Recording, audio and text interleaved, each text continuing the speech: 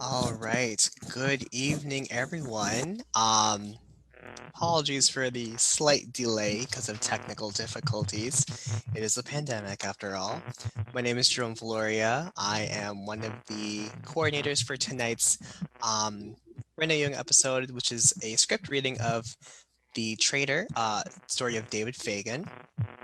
My co-facilitator for tonight's events is Vivian Chow. She's doing most of the back end, the technology things. And I'm joined today by a wonderful cast who's going to be reading through the script with me as well. And I do want to give, oh, there is some feedback. Hold on, let me try something. Beautiful. So, moving forward, I do want to give a little bit of a trigger warning to folks who are viewing this at home. There is some graphic descriptions of violence that happen in the course of this play. There's also many racist tones, some derogatory language, namely the N-bomb is used here to fully capture the setting of the story, which is during the Philippine American War. And for folks who aren't aware of what that time frame is, that's like very much early 1900s. So racism very much rampant. Want to give you that heads up. And now I want to move forward into our land acknowledgement. All right, bring this up. So we are gathered on the unceded land of the Lenape peoples. And I ask you to join us in acknowledging the Lenape and all the Delaware community, their elders, past and present, as well as their future generations. We in Kinding Sindaw also acknowledge that it was founded upon exclusion and erasures of many indigenous peoples. We are conscious that New York City has the largest urban native population in the USA. We are aware and understanding in stolen land of the people. We acknowledge the violent history of this land and the lives of the Black peoples whose sweat and blood poured to the settlers used injustice and build their profits from the lives. This acknowledgement demonstrates a commitment to beginning the process of working to dismantle the ongoing legacies of settler colonialism. All right, and with that said, without further ado, oh, hello, Steven. Steven De Castro, who is actually the writer behind this script, is joining us tonight as well. So, Steven, real quick before we get started, do you have a few words? Absolutely. Thank you. It's an honor to have such a great cast. I see faces old and new who are coming for the performance of Traitor, the incredible story of the outlaw David Fagen, who is one of the most famous outlaws of the early 20th century. Everyone in the United States knew his name, similar to how people would know the name Jesse James. And so I don't like to say a lot in an introduction to any of my works, but one thing I will say is that tonight you are going to be hearing expressions and language which are typical of the time. So I think this is what I guess you would call a trigger warning, and that you will be hearing what is known as the N-word and other language and sentiments which are offensive and racist in today's time. And they were, by the way, offensive and racist at that time as well. And it is because some of the characters in our play demonstrate white supremacy, and the language that they used, we are trying to be faithful to that language so that we can express the characters and their the white people's hatred of people of color, which is kind of the point of the racism and the colonialism that imbues the entire story. And we do not wish to honor or rewrite those characters in a more favorable light by euphemizing the language that they used. And so with that, I think that you will be able to enjoy and understand and experience the play. Awesome. Thank you so much, Stephen. And after our script reading, we're also going to have two esteemed guest speakers, Professor Kenneth Bauson and William Fletcher. We're going to give some more historical context on the story behind David Fagen. All right, everyone, hope you got your popcorn ready. Have something nice and cool to drink. We're going to get right to it. So let us dive into the story of Traitor, David Fagen. Vivian, take it away. Great, awesome. So I'm actually going to be narrator. So we'll just start now. Scene 1, 6 o'clock, Monday afternoon. We are in a town plaza in the Philippines, in the province of Nueva Ecija, in the town of San Isidro. Marching drum of the U.S. Army can be heard in the distance. 3 shoeshine boys stand by the fountain. A wanted poster on the kiosk advertises a $100 reward for rebel commander Jose Alejandrino, also known as the Ghost. Shoeshine, shoeshine. Hey, mister, need a shine? I've done 3. You? Slow today, gonna rain. But hey, the new soldiers are coming. Did you see them? I saw.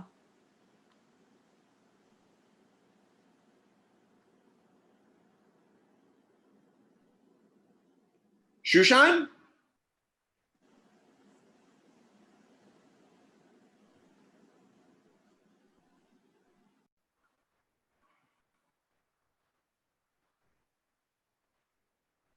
Shoeshine?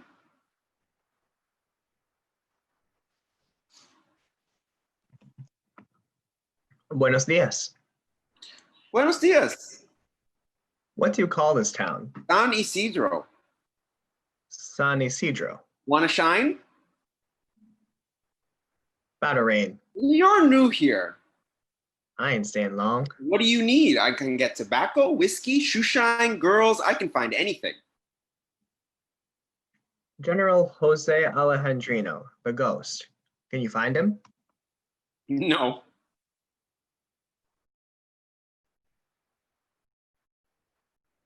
Let's see. Enter Jose Alejandrino in civilian clothes, wearing a broad-brimmed hat, looking just like the sketch on the poster. He opens the cafe. Let's see. Wears a broad-brimmed hat. Alejandrino hangs up his hat in the cafe. He has a dark complexion, 5'5", wears a wooden cross. Alejandrino, setting up chairs, hides his cross. Enter Melchora at the cafe helping Alejandrino. Now we hear the sound of approaching soldiers. Far off, Esteban and Ray signal Bartolomeo to go with them. David Fagen, where are you?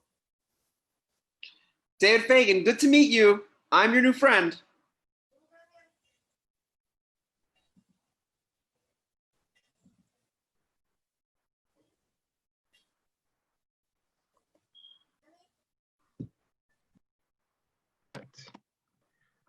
David, Akash dreaming. The sun's going down. The company is marching on to Magalang, but Lieutenant wants us to pick up a load and report back here.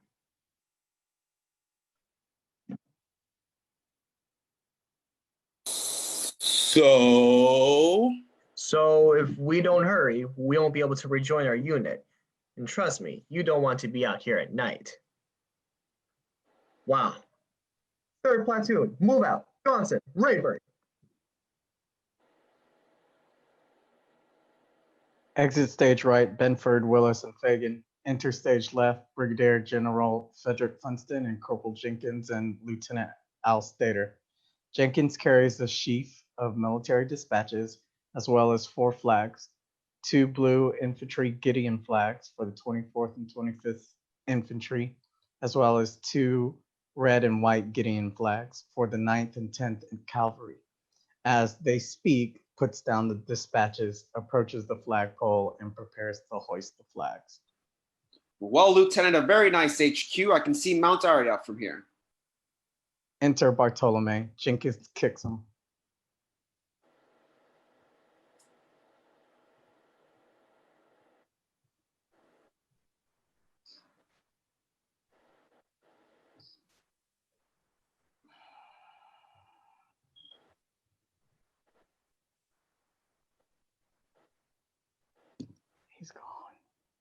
Oh man, darn it.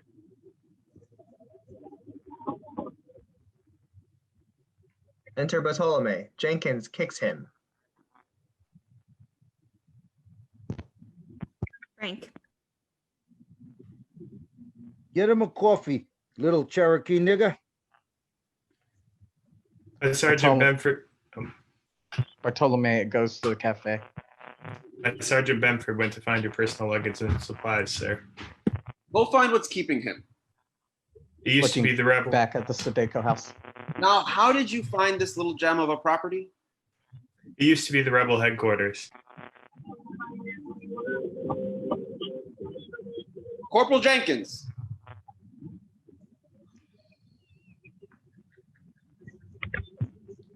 Corporal Jenkins.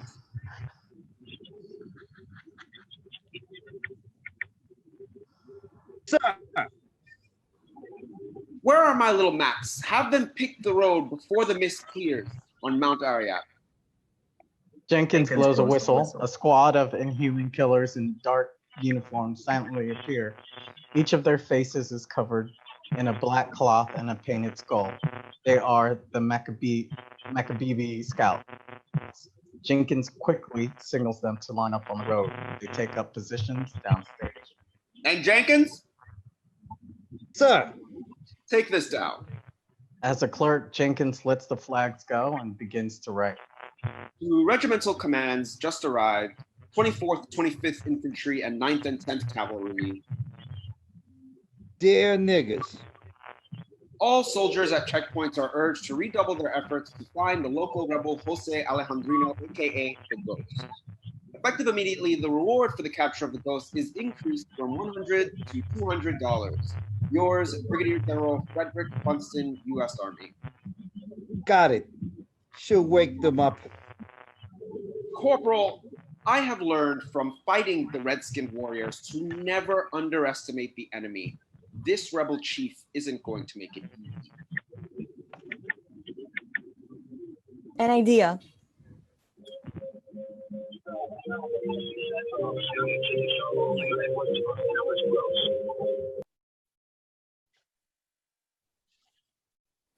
An idea. You know what, General? Maybe we can cultivate some spies to go up the road and find out what the enemy is up to. I bet you can catch this Alejandro Filipino. That's ridiculous. These Indios lack the guile to be spies, nor do they have the skill of military observation. We can no more spy on them than they can spy on us. Funston takes his coffee from Alejandrino. Locora deftly steals the military dispatches. Gets you right, sir. Looking around for the papers. Where the blazes is my luggage? Get one of the little Macs to find out what is impeding Lieutenant Alstetter.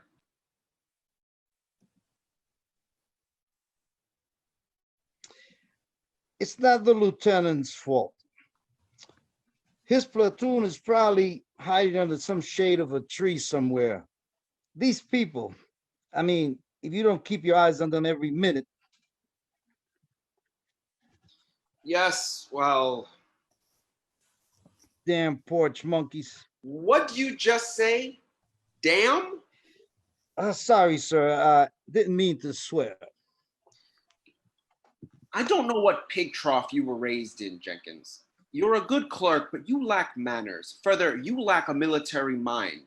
Because if you had one, it would occur to you that it takes a monkey to catch a monkey. Is that right? If this was your army, you'd probably leave the Negroes in Manila. You'd probably bring your own Kentucky volunteers up here, bushwhacking the boondocks. Yes, sir. Now you're talking. If them boys can hunt the coon, they sure can. No job for a white man. No, of course not. You don't take your prize hog to slaughter. You wait till the state fair. We can't have our regulars slogging through the jungle dying of malaria. No way. Now, take the Negro. Uh-huh. You can send him to the jungle because the Negro is immune to jungle disease. Don't say. They don't complain from the heat or the filth. What did they do? Because these steaming forests are no different from their natural habitat. They're America's secret weapon. The British, the Spanish, the French generals have no choice but to spill precious blood. But when America fights in the jungle, we have the Negro. Genius, sir. Genius. Look and learn, Jenkins. You'll see. We'll beat these darkies to death. Yes, say. We're gonna beat the niggas. Not ours, Jenkins. The Filipinos. All right. You're a master of military strategy, no doubt. No doubt. But if you don't mind me saying, I mean, Negroes with guns? Take it from an old country boy. Watch your back. You know, in my town, we keep them in order. Yep. With white man walking down the sidewalk, nigga gets in the road like this. Takes half off, head down. White man says, fetch something, nigga. Say, yes, sir. Your service, sir. While Jenkins is saluting, enter Sergeant Benford, Willis, and Fagen with wagon. Jenkins finds himself unintentionally saluting a Negro. Please, Corporal. Approaches Funston, salutes. Detachment, 3rd Platoon. Company 1 reporting with the General's luggage. Jenkins gets back to hoisting the Guidon flags. Finally, we'll set up our headquarters here. Points to Sedeco House. Fagen, Willis. Both step down from wagon and prepare to unload. The wagon is some distance from Sedeco House. Alejandrino is watching. Load up quick, boys. We have to get back to the 24th. You're not going back. We need you here for guard duty. And latrine duty. And running messages. And sweeping up. He throws a broom to Bedford. Bedford, who outranks the corporal, lets the broom drop. Fagen picks it up. To Fagen. Hey, boy. I know you. Where from?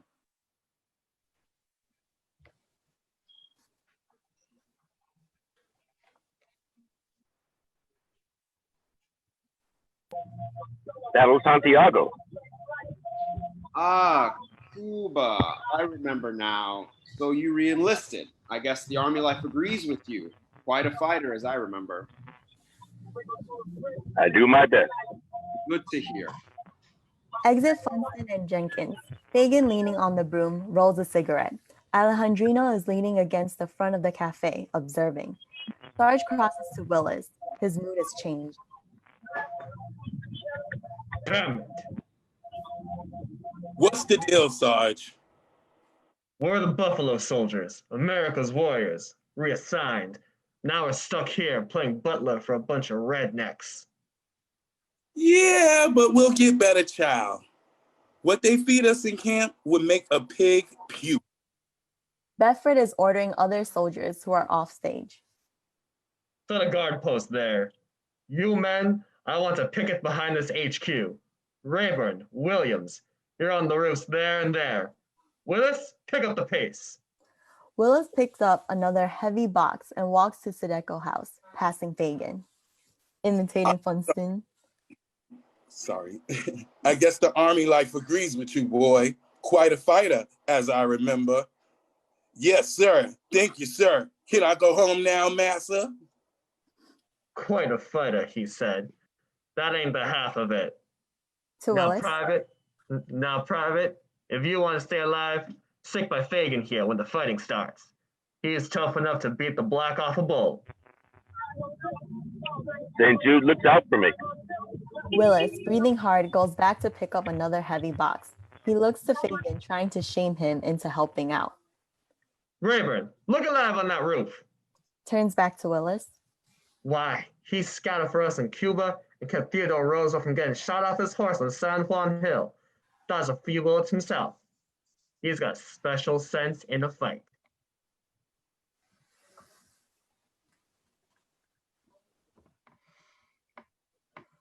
Can I get a medal?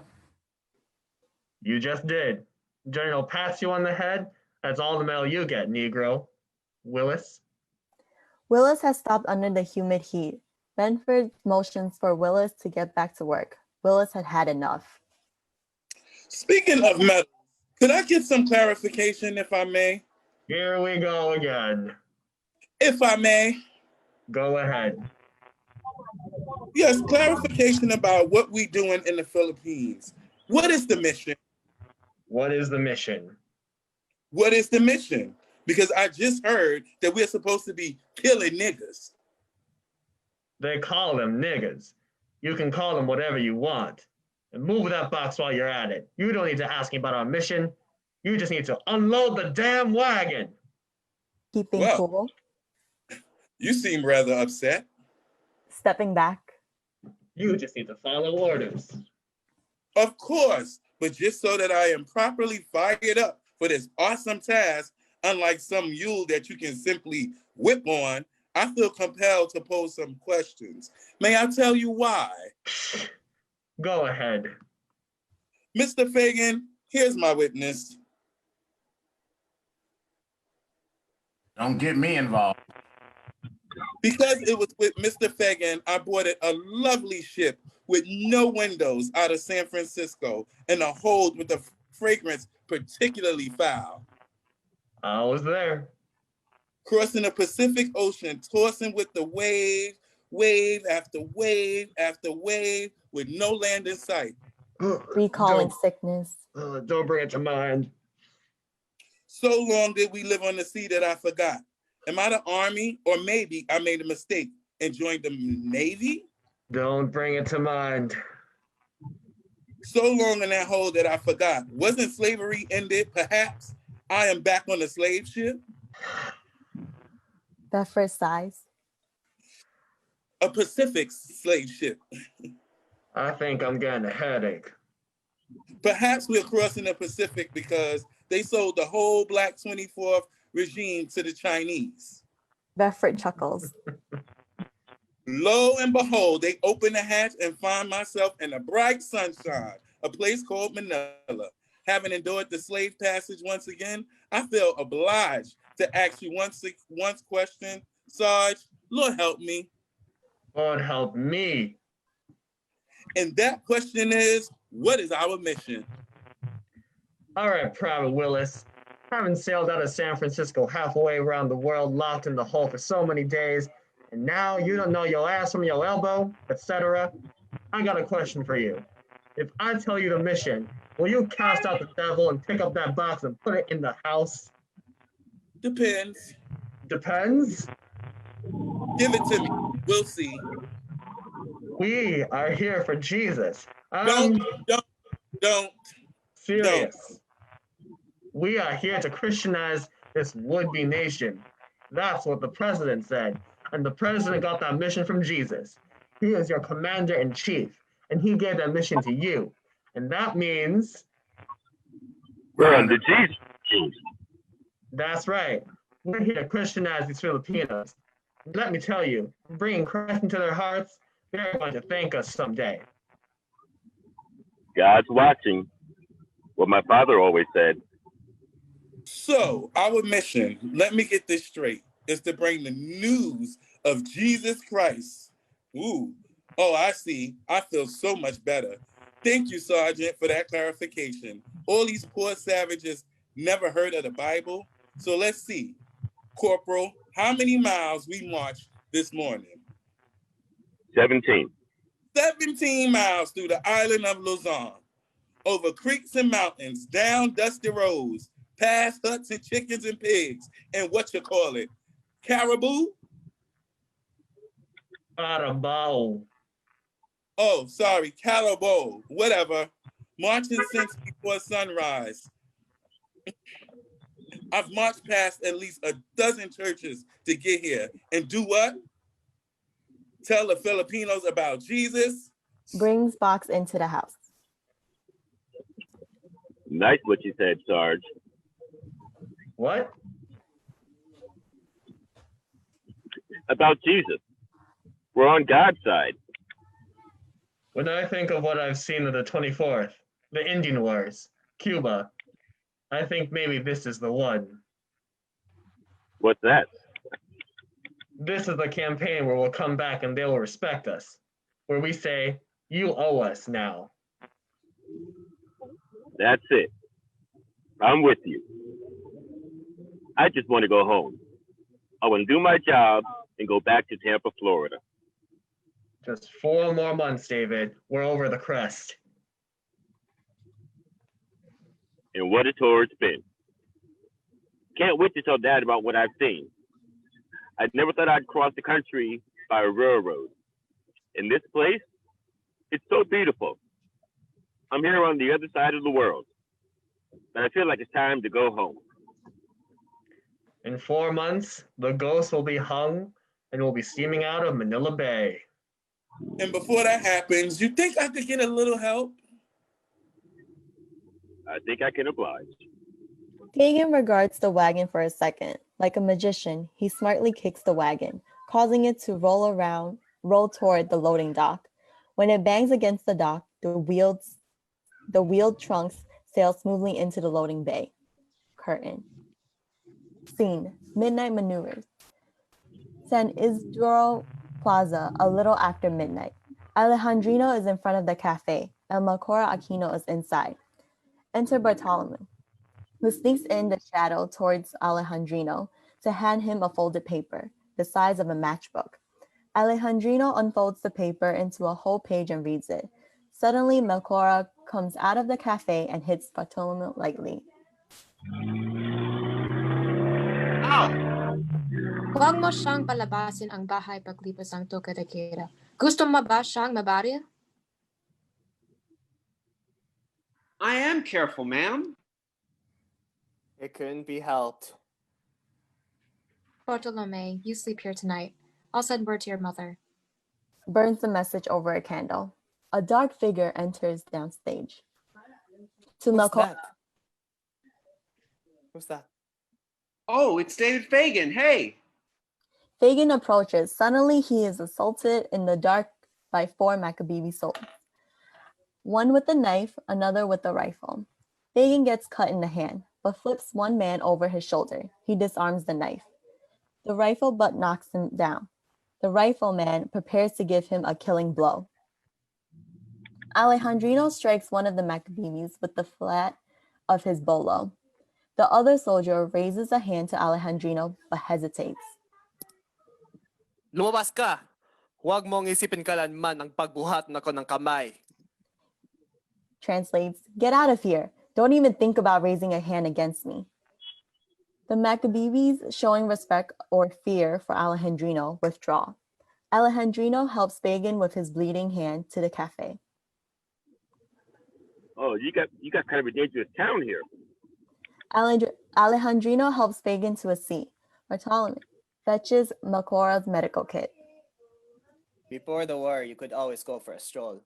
Those are your people who attacked you. They are Maccabee scouts who sell their services to the Americans. For a century, they served the Spanish. After fighting their own people for so long, they forgot who they are. Now you almost fell prey to their brigandage. Melchora begins to bandage Fagen's hand. Well, I'm glad you're at the door. My name is David Fagen. Jose. That doesn't should be sightseeing at midnight. This the very witching hour of night. Back in Tampa, two companies come to town during the same play.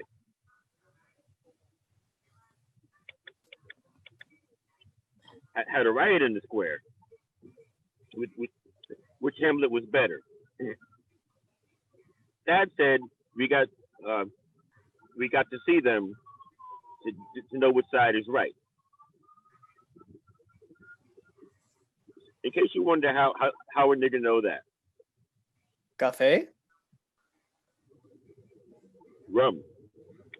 Your friends? dead tired. We had a long march. I've always been restless, sleeping, so I took a walk, thinking about home. Home is very far. To Nakora. Give him a shot. A shoot. Nakora. Oh. No, Ram. So you, own this cafe? Oh, no, this is Melchora's cafe. To Nakora. Oh. Oh, this Cayo?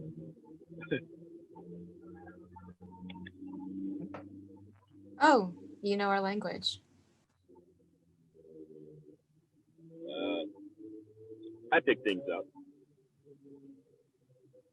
You're welcome here anytime. Back to Jose.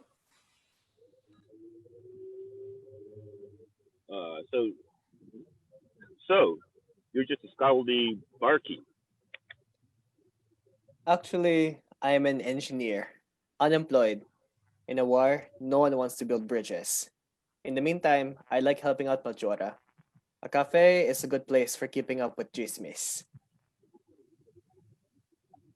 Chismis? Chismis means gossip. It is a malady of our race that we are not good at keeping secrets. Oh. Getting hat. You no longer have anything to fear from the Maca babies. I have to take leave of you. I have an important appointment. An appointment? It's past curfew. I'll stick to the alleys. We have something in common, David Fagen. We keep unusual hours. Oh, yeah. I get it. A little personal business. Well, have a good one. Cheerful and halting English. We close. Get out. Curtain. Scene. Meeting Teresa. San Isidro Plaza on a hot day. Filipinos are hanging lights and streamers for a fiesta. Fagen stands guard with the rifle at Sedeco House. Bartolome by the fountain sits on his shoe shine box, sleeping. Makora is taking a nap at the cafe. Bartolome. Bartolome, hey. Suddenly awakens. David Fagen, anong oras? It's almost 1. My watch ends soon. Willis should be coming to relieve me. Willis? Did he come already?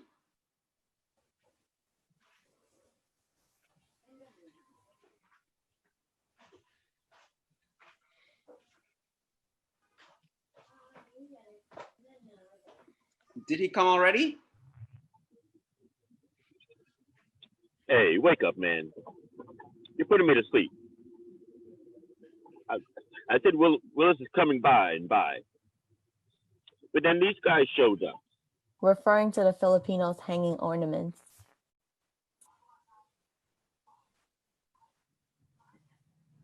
Oh, what are they doing? They're having a festival tomorrow. You want something? Some water?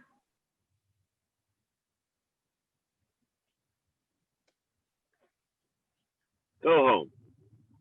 It's too hot out here. When the watch changes, I'm jumping in the stream for a long dip. I can't go home. I'm waiting for Willis. I have his tobacco. All right, I got it. Do you play chess?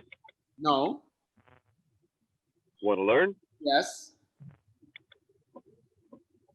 Okay, go get the chessboard.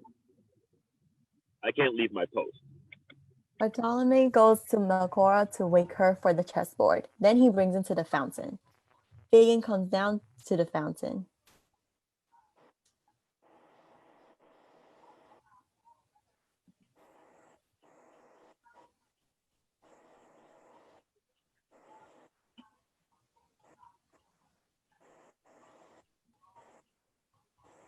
Fagen comes down to the fountain.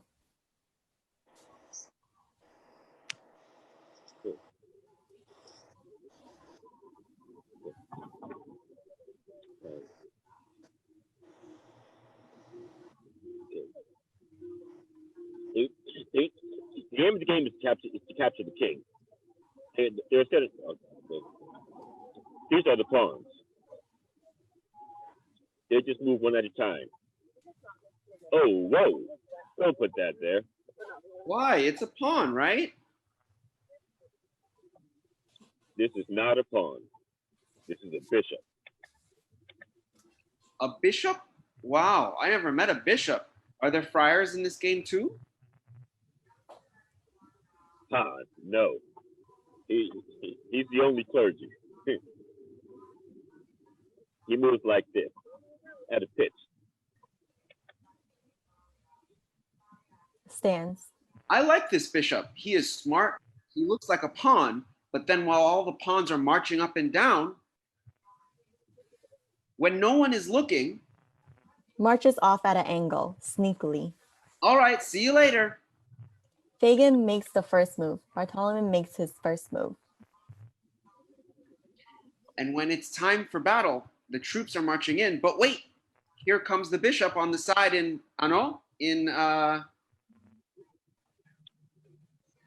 Blanket maneuver? Well, I guess you can say that. Makes a move. Oh, what was that? Where's Willis? Back to the game. That, my friend, is the knight. He moves like this. And he can jump over the pieces. Suspicious. I don't... Really? Yes. Knight can come flying over these guys with his sword and go, what's up now? I don't like him. Why not? Enter Teresa Alonso y Ferraris. Stage right. He thinks he can jump over people. That's cheating. Bartolome Alonso, come here. Bartolome reluctantly approaches. Where were you for lunch? I fell asleep. Who was that? I told you not to speak with them. We're going to your uncle's house. But I have to meet someone. For what? You're selling tobacco again. Get your shoe shine box. Teresa crosses over to Mekora to give her a kiss on the cheek. Bartolome grabbing shoe shine box, taking out the tobacco. To Fagen. Comes the festival tomorrow. Could you give this to Willis? Hands tobacco to Fagen. Teresa approaching fountain. Come on, Bartolome. Your uncle is waiting for you. What about his father? Pardon me? Oh. Pardon me. How come you two speak English so well? I took English and German in school. Some of us are more than you think. Walking away to stage right. Oh, hey. Yes. I'm dead. Would you come over here? I can't leave my post. And I have already left mine. Gesturing towards where Bartolome ran. I just wanted to introduce myself, ma'am. I see your son every day, and I want to assure you. Teresa's walking away. Hey, what are you doing? Come over here. Who are you? I'm Teresa Alonso y Ferraris, and I accept your assurances. We received assurances from the Spanish. Now we receive assurances from the Americans. When you're gone, the banks and the rich landowners will give us all kinds of assurances. So thank you for assuring me of the safety of Bartolome. But I already know of you, Mr. Fagen. Bartolome tells me about his new friends, the Americans. Just remember that we have heard enough assurances. Pause. Do you live in town? No. Where then? My husband's land. Is it near? Somewhat. Where did you go to school? Spain. You're from? Visayas. Are you going to the festival? Yes. Your husband? Dead. How? Goodbye. Walks away. Oh, wait. Hold on. I'm not finished talking with you yet. Well, I'm finished. Exit Teresa, stage right. Enters Willis, stage left, carrying a newspaper. Willis takes Fagen's rifle. Have you seen Bartolome? Fagen takes Willis' newspaper. Yes. Here's your stash. What's wrong? I think I'm in love. Is that a fact? Settle down then. Pretending to remember something. All right, I think I heard that somebody owes you 40 acres and a mule. Why don't you write the president and let him know that you'll take delivery right here? I mean, it's just like Florida, isn't it? Fagen fanning himself with the newspaper. Today it is. What are we doing tomorrow? Sergeant Benford says we get the day off. Heard there's a festival in town and they're serving Cuba. Wanna go? What do you think? Enter Benford. What's the news back home? Willis takes the newspaper. Related to the lynching of Henry Smith, who was accused Jesus, of murder again? and was on a train to Paris, Texas. Jesus. Scarcely had the train reached Paris, then this torture commenced. Willis, why do you always have to read these lynching stories? His clothes were turned off piecemeal and scattered in the crowd. People catching the shreds and putting them away as mementos. The child's father, her brother, and two uncles then gathered about the Negroes as we lay fastened to the torture platform and thrust hot irons into his quivering flesh. Every groan from the Mr. Smith, every contortion of his body was shared by the thickly packed crowd of 10,000 persons. Then the eyes were burned out and irons were thrust down his throat. Okay. I know the story. Now that man in Texas, that Henry Smith, they say he killed a child, all right? That's why he got killed. Willis, fake agreeing. That's right. They only lynching guilty Negroes. Thanks. You know what? I'm done reading about that. Let me read you something else. Thank you. What's happening back home? Anything about those Knickerbockers? Meredith Lewis was Here arrested. we go again. Willis. Louisiana in July of last year. A white jury found him not guilty of the crime of murder. Within he stood charged. Willis. A few nights after the verdict was rendered and they declared to be innocent, shooting a look. A mob gathered in his vicinity and went to his house. He was called and suspecting nothing.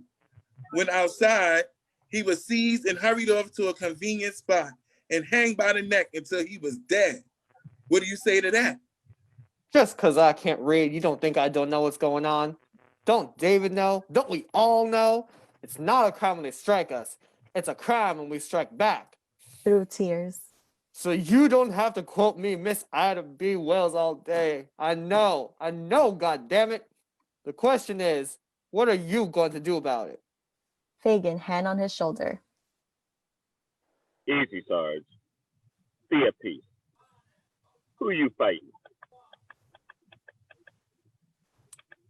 Got a bullet clean through my knee in Cuba. Pointing at Fagen. If it wasn't for this man, I'd still be on the field. I serve my country. I'm the first one in my family ever stepped outside of Georgia. David, what's your father say again? Join Lincoln's army, and you bow down to no man. Bow down to no man. Well, after this tour, I ain't bowing down ever again. Willis, lightening the air. Now, just one correction, Sarge. Benford, rolling his eyes. What? You said none of your family been outside of Georgia. I beg to differ. Yeah? You got a whole lot of family back in Africa. Scene. Santa Cruzan Festival, San Isidro Plaza, 9 o'clock at night. The plaza is lit by paper lanterns crisscrossing the plaza. General Funston and Corporal Jenkins are standing in front of Sedeco House. Benford, Fagen, and Willis, in civilian clothes, are walking around the fountain. The sound of a procession is coming closer. As I said, Jenkins, the mayor intends to honor me at the gathering tonight.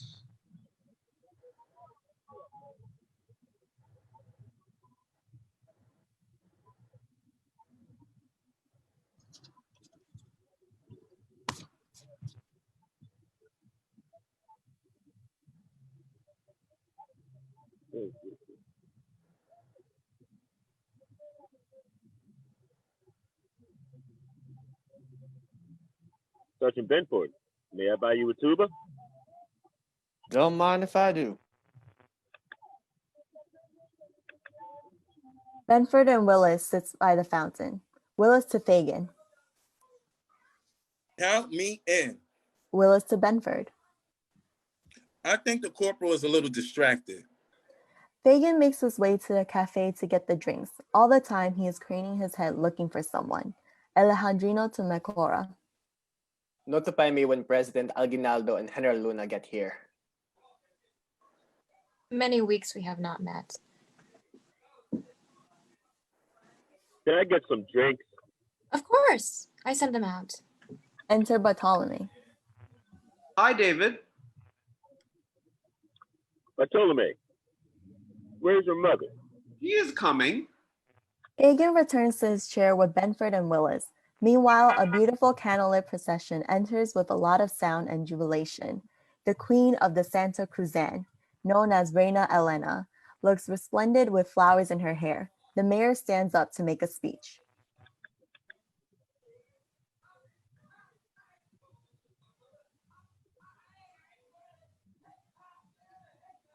Citizens of San Isidro, welcome our new guests, General Funston and the American Army to our Santa Cruzan Festival. Woo! We are grateful for ridding ourselves of the Spanish tyrant, and we hope that America will help restore peace and prosperity to our land. Woo! Please, General, would you like to say a few words?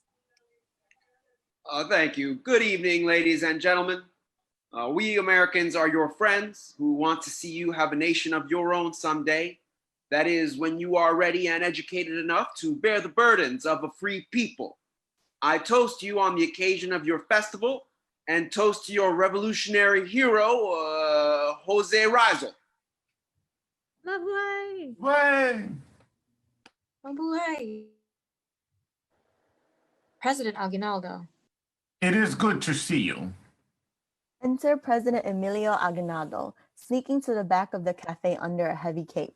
Mecora brings him to a table and hangs the flag of the Katipunan, KKK. Without further ado, please go on with a fine evening.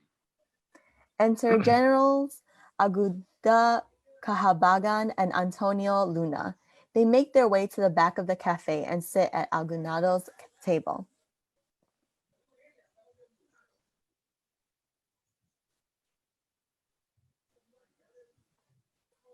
The rebels are near. I can feel it.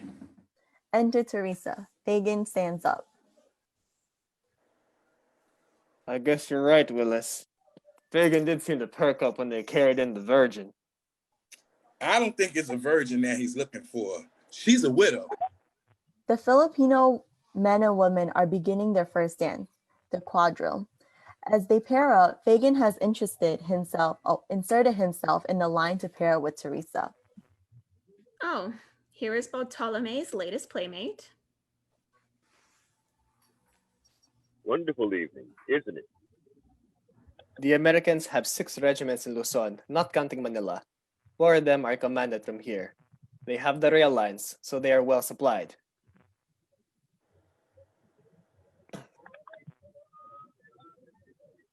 Our forces are retreating, but with the heavy artillery, we are too slow. Any day we could be overrun. We must open up a new front and retake Cavite. Forget Cavite!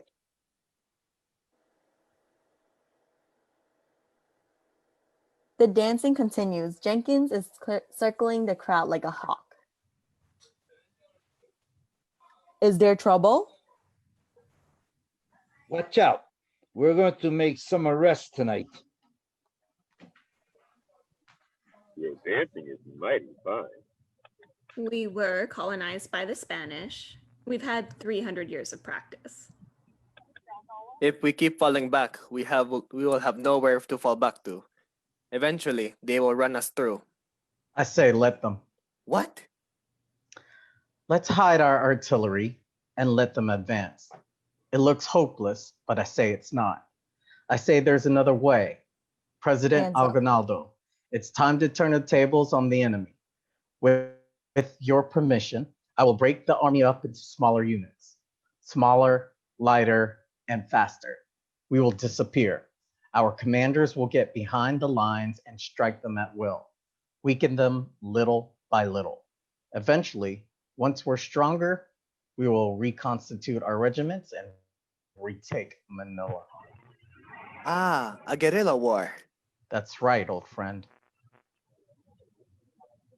When can I see you again? What for? Teresa breaks away. Fagen returns to Benford. Sergeant Benford to Fagen. Yesterday we were fighting them. Today we are dancing with them. That makes for an irregular warfare. I think it's easy to be under fire. Suddenly the music changes. Two pairs of dancers commence the saya sa bago, dancing delicately on top of the wooden benches. The dance looks really easy. Fagen approaches Teresa again. Prudence suggests that you sit this one out. Well, I never made Prudence's acquaintance. Fagen points to the dancers. Why? You scared? No. It would be bad for our countries if you had an accident. Some Filipinos set a bench in front of Fagen and Teresa. You want to try? Well, I can't pass up a dance with a pretty girl. You asked for it. As they prepare to dance, the music resets. Fagen is confused. The dancers set up two levels of benches. Fagen, who had never seen the dance, is off guard. Teresa climbs on top the benches and holds out her hand for Fagen. Mabuhay! You go, boy, go.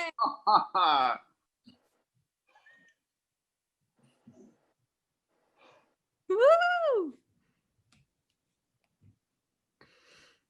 Teresa dances atop the bench and is clearly an expert. Fagen, after a few decent moves, loses balance, falls off. Crowd catching Fagen laughing. Fagen never touches the ground as the jolly crowd lifts him back onto the benches. I think I got the hang of it. Teresa, caught up in the fun. You were just getting popular. Fagen falls again. This time Teresa also falls and lets out a yelp. The laughing crowd catches both of them. Bartolome bursts into the back of the room of the cafe. Soldiers coming! Aguinaldo, Cahabagan, and Luna quickly fold up what they were doing while Melchora tries to take down the flag. Enters Willis, a little drunk. Alejandrino is right behind him. Private Willis, what would you like? A rum. Hello, folks. Magandang gabi. Hello, good evening. Hello, howdy.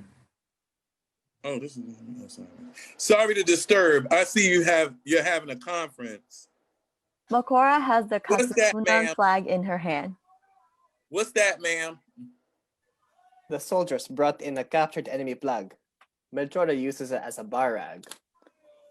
He pantomimes to Melchora.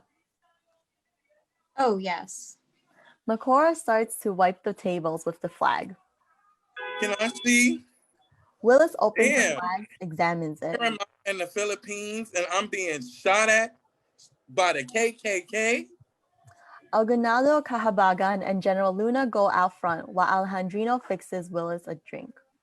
Aguaida, we are back on the plaza that we know so well. I remember, General Luna. I didn't think I would ever see you again. All action stops, all music stops, and the light changes. We are now entering a flashback to a much earlier time. We now hear the sound of distant cannon fire and gunshot. Aguinaldo and Cajabagan in uniform cross over to stand in front of Sedeco House to join a lazy, dilettante, Captain Pedro. Bartolome takes the Katipunan flag and hoists it up in place of the American flag. The Filipino dancers in the plaza are now soldiers with rifles and bolos, and are now dancing a war dance as the stage changes. Presidente, General Otis' cavalry is closing in on us. I don't understand why General Otis ignored my request to negotiate this matter. Why has he chosen to turn his guns on us? Don't you understand? They intend to take over the country. But the Americans are our friends. They helped us out of Singapore with 200 rifles. I can't believe that a Republican nation would want to make us their serfs like the Spanish did. Generals Luna and Alejandrino in revolutionary uniforms approach Sedeco House with the Filipino dancers, now soldiers. General Alejandrino, report! Sir, their cavalry is pushing us back. You have to retreat immediately. Luna's trench warfare is slowing their advance, but we are out of time. General Luna, can we not hold this town?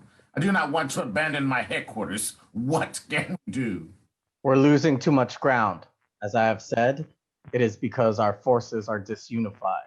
Allow me command of the army, then can discipline the officers and make our forces work together. Now is the time for us to put aside their regional interests and to fight as unified Filipinos. Yes, sir. Let's fight. Captain Pedro pulls Aguinaldo aside. Careful, Presidente. Luna is a snake. How do you know this? I heard rumors. He wants to replace you and take power for himself. Ah! Cajabagan, stabbing Captain Pedro with a knife. Shut up, you traitor. Stop it. Alejandrino pulls her back, but she manages to kick the Captain Pedro in the head. General Luna demoted you because you deserted your post in the Battle of Cabanatuan. You are a coward. You would have been shot if you weren't the son of a rich Spaniard. General Luna to Aguinaldo. You must decide. Give me command of the army. The enemy is closing in. Show our people leadership. Suddenly, a large artillery explosion informs us that the enemy is upon us. Boom, boom, boom, boom. Protect our president. Move out. Macora goes to the flagpole. Majora, Tandang Sora, you hold the spirit of the revolution in your heart. Strike the colors and guard them with your life. Someday, the flag of the Katipunan Revolution will fly again in every barrio of the Philippines. Maga Kasama, take the army north. I will stay behind with my regiment and hold this down until you are clear. General Luna, you will be cut off. You can't beat back the Americans without uniting the country first. If we are to be a nation, first we will need heroes. Be off. Sigue. All characters slowly resume their original places from before the flashback. The sounds of war fade and the music of the festival abruptly returns, bringing us back to the present. The dancers continue their dance. These are uncertain days, General. Patience is as important in the revolution as rifles. Do you think I got through to Aguinaldo? Aguinaldo is interested in Aguinaldo. Be careful. You have enemies. Who has time for intrigue? Jenkins to Funston.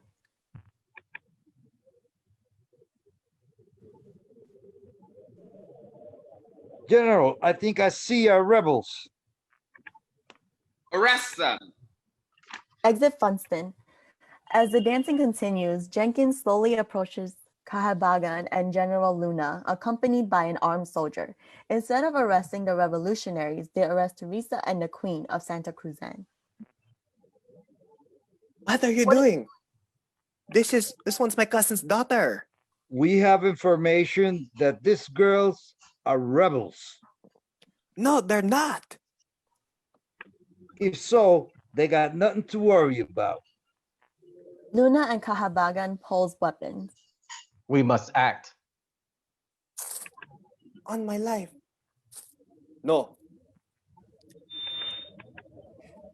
They were here in the plaza all night. They haven't done anything wrong. Let them go. We'll let them go. We have to interrogate them first. Get your hands up them. Mayor struggles to free the woman. Jenkins clubs him to the ground in front of a stunned crowd. Jenkins to Willis and Fagen. You two, what are you doing there? Can't you see we need some help? Take these women to that stockade. Willis and Fagen looks at each other. They take the prisoners and start to lead them through the crowd. My God, it's a riot. The crowd is still. I say it's a riot. The prisoners are escaping. The crowd gets it. They start pushing. Fagen and Willis lets go of the woman. Oh, oops. Fagen to Jenkins. Well, I guess they got away. I saw what happened, you dumb coon. Jenkins slaps Willis. Willis raises his fist. The armed soldier points his rifle in Willis's face.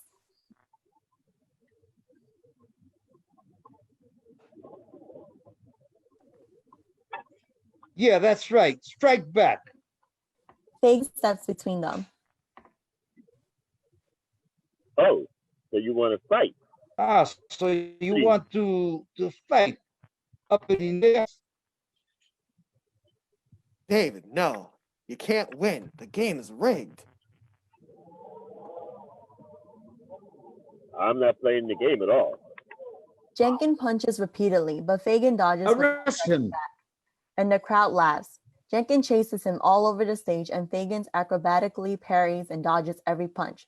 Frustrated, Jenkins picks up a stick. Same result. Fagen never strikes back. Finally, the white sergeant comes in and restrains Jenkins.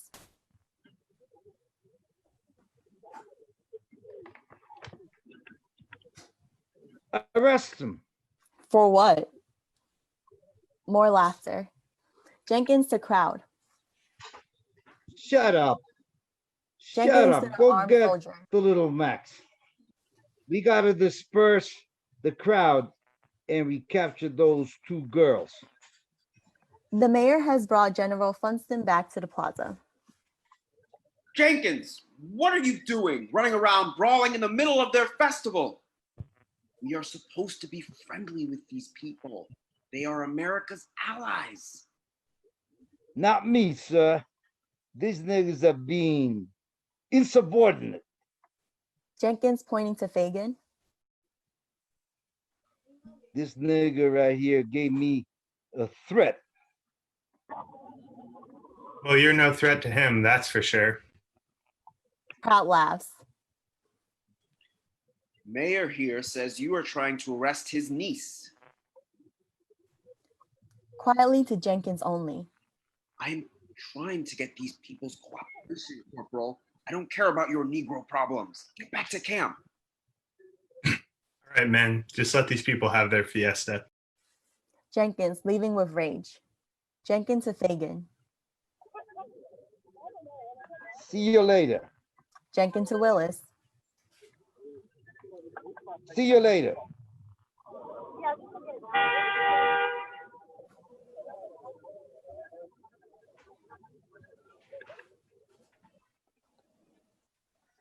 You two made an enemy today.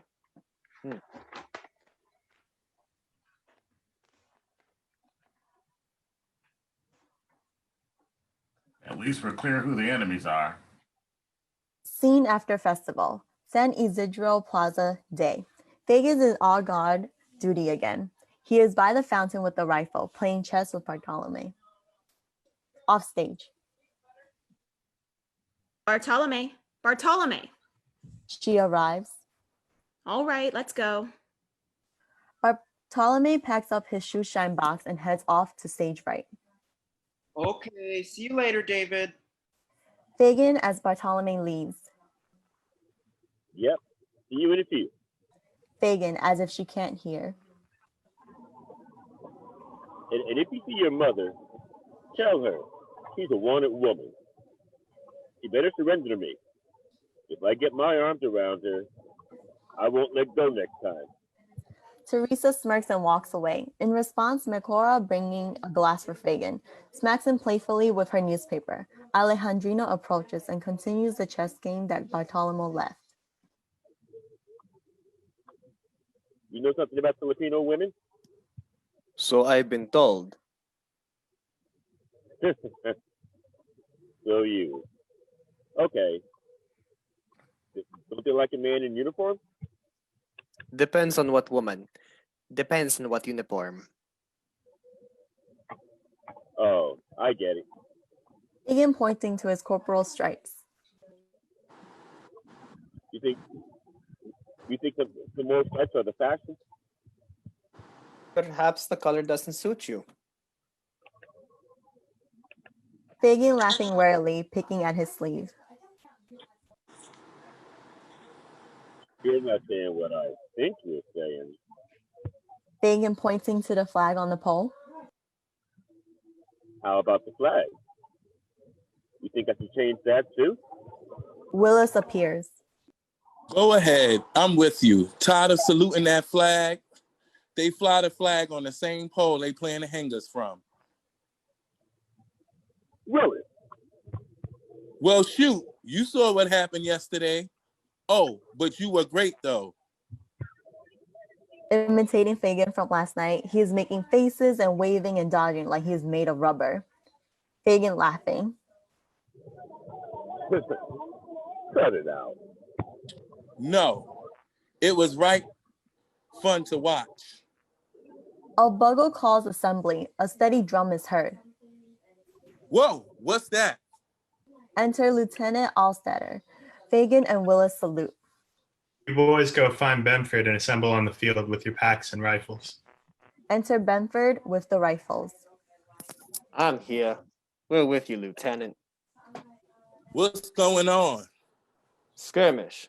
I'm out Arayat. Curtain. Scene 3. San Isidro Plaza in the day. All day, we constantly hear distant artillery fire from battles on the mountain. Many Filipinos are milling about, but Alejandrino and Melchora are absent. Bartolome is at the fountain. Enter Benford, Willis, and Fagen, closely guarding Funston and Jenkins to the sound of marching drums. They arrive center stage. The drums suddenly stop. Funston addresses the audience as if they are the regiment. Listen, boys, we killed plenty niggers today. We came here to sweeping Mount Arayat clean. Company 1 inspected the enemy dead, and you know what they found? A great many of these rebels are short-haired females in disguise. We're the United States Army. I think we can handle a skirmish with a bunch of girls, don't you? We got them outnumbered. Get it? We have 52,000 troops in the Philippines. We got them outmanned, outgunned, and outtrained. But if you want to kill the snake, you can't just poke at him. You got to go get a shovel and chop off his head. Am I right? Enter Alejandrino, looking battle-weary, at the cafe. So that's what I want. I want the ghost's head. And here's what we're going to do. Next week, the Kentucky Volunteers are steaming back to San Francisco. For the man who finds the ghost, I'll put you on that steamer and sign your transfer orders for our home base in Tampa, Florida. Did you hear that, boys? Find the rebel leader and you get to go home in a week. Woo! We're going right back in the morning, joining up with General Samuel Young. Hip, hip, hooray! Hip, hip, hooray! Exit Funston, Jenkins, Benford, and Willis. Fagen remains with Bartolome. Alejandrino is inside the cafe. David, what's wrong? Oh, I was just thinking about Tampa. Haven't seen my dad in a while. Enter Sergeant Benford, Willis, and a whole bunch of jubilant soldiers. I know what you're thinking. Think about that boat ticket home. Well, have a drink on me. Around for my soldiers, ma'am. Around for my soldiers. Sergeant Benford to Fagen. We had a good operation today in those godforsaken swamps. Sarge, We got to tighten up. What do you mean? We're fighting people with bolo knives. We're slacking. The general pulls the guard off the supply van when we're unloading. We march through the jungle in large units. The enemy can hear us coming from 2 towns away. And now that we've taken so much ground, we have garrisons spread out all over Mount Ararat. Makora returns with a tray and serves drinks to every soldier except for Fagen. Fagen reaches for his drink, but Makora walks away. So the garrison can be attacked. If they attack the garrison, the troops will pull back. Yeah, and then the rebels get our supplies and they use our own guns against us. And the more supplies we ship, the stronger they get. The Filipinos are listening.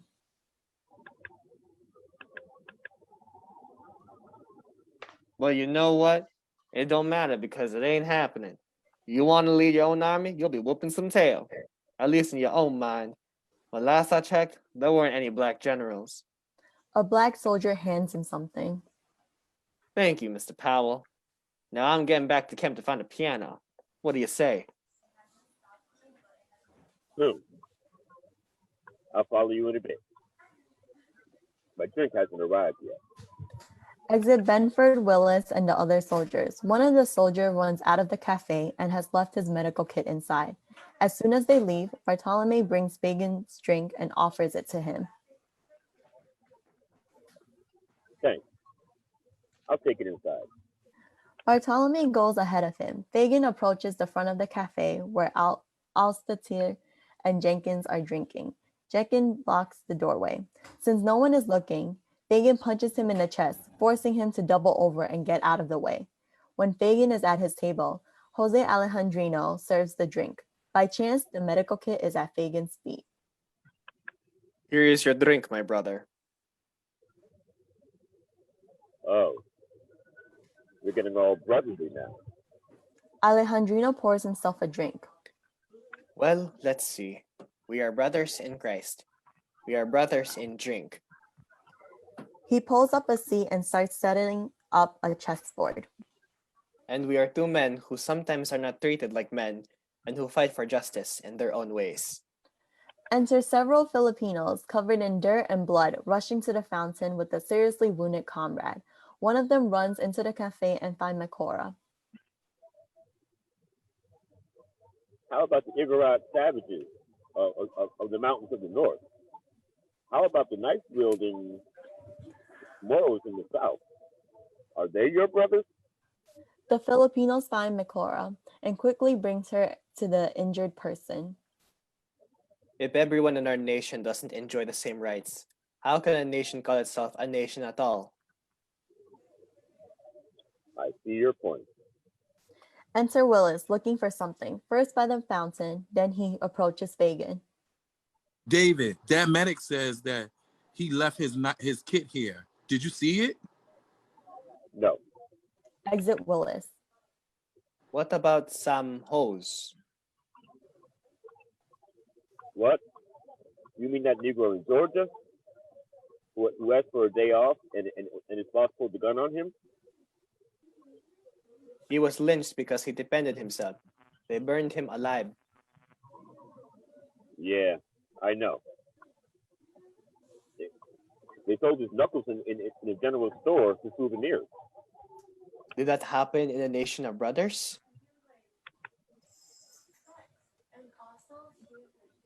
It seems that you keep well informed about the Americans. Your friend Willis leaves his newspapers here. A cafe is a good place to get the news. Makora and the other Filipinos carrying the wounded man into the cafe and set him on the table. Fagen watches. The wounded man is in serious condition. Fagen stands up and throws the medical kit on the table at Makora. The look in his eyes confirmed that he knows their true identity. Named Jose, right? I found something interesting. The rebel leader is also an engineer. who was skilled in building bridges. Fagen picks up the rifle and backs away. And whoever turns in this criminal gets a bunk on the next food ship home.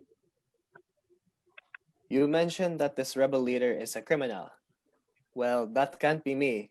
I am a Christian and a patriot, and I have committed no crime. Perhaps I can help you to see who the real criminals are. Benford Willis and a large group of black soldiers come crashing into the cafe. We got thrown out of the piano room. Seems like the white officers want to dance. Sergeant Benford dropping an envelope. Here's your mail. Fagen looks at the envelope, quizzical about the name of the sender. He opens the letter and reads it. What's that your dad always said? Join Lincoln's army and bow down to no man? Fagen's distracted. Yeah, that's right. Bow down to no man. His dad is dead. Well then, let's drink to that. To the fighting 24 from San Juan Hill, bowing down to no man. Hear he, cheers. Sergeant Benford to Fagen. Lieutenant told us that General Young is closer than we thought. Looks like we'll be marching out before the crack of dawn, so drink up. What's the matter? Fagen looks at Benford, looks at Alejandrino, who is waiting to see what he's going to do. Nothing, Sarge. I'll tell you later. Fagen takes the drink and joins the crowd, takes the bottle and walks to the fountain. As he walks from the cafe to the fountain, time passes from dusk to midnight. Some soldiers are passed out on the floor of the cafe, others have left. Fagen hangs his head, drinking his bottle. The distant cannon thunder on. Suddenly, a dark shadow tries to cross the plaza. You there, stop. The figure runs. Fagen catches up and captures the person. It is Teresa. What are you doing out here? No one's supposed to be out here past curfew. It's Bartolome. What? He went up to the mountain. My Lord. Your young troops are attacking the mountain right now. I'm going to get him. You'll never get past the town gate. What is he doing out there? He thinks he can be a courier or something. What is he up? What is he up to? Did you put him up to this? No, I don't want any of this anymore. My husband wrote funny essays for the newspaper. They executed him because he made fun of the Spanish. He lost his life for this country. And so did many Filipinos lose their lives. And now Bartolome, I have to find him. Fagen restraining. I'll find him. Fagen turns. Willis. Willis asleep. What? What is it? Grab your rifle. We're going for a hike. Willis, awake now. Are you crazy? We're not allowed to venture out. We'll find Bartolome, and we'll be back for roll call in the morning. Come on.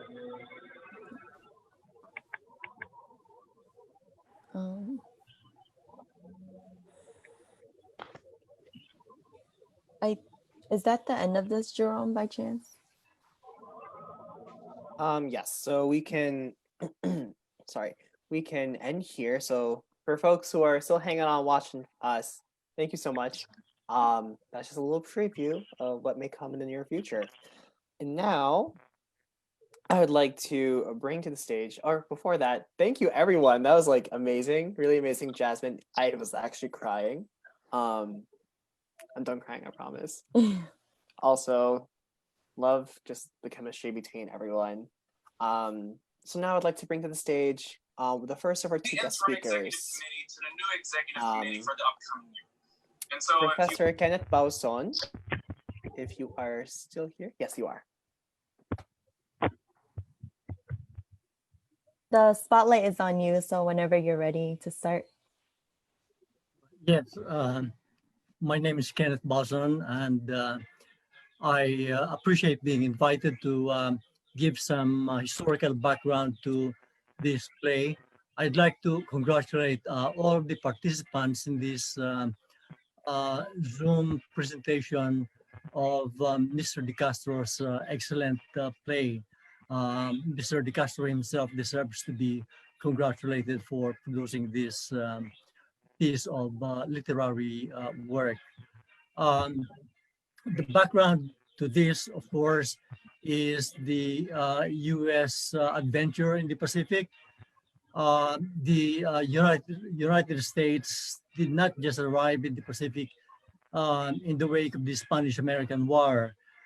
There was at least 50 years ahead of this, ahead of the Spanish-American War, that indicated U.S. interest in venturing into the Pacific.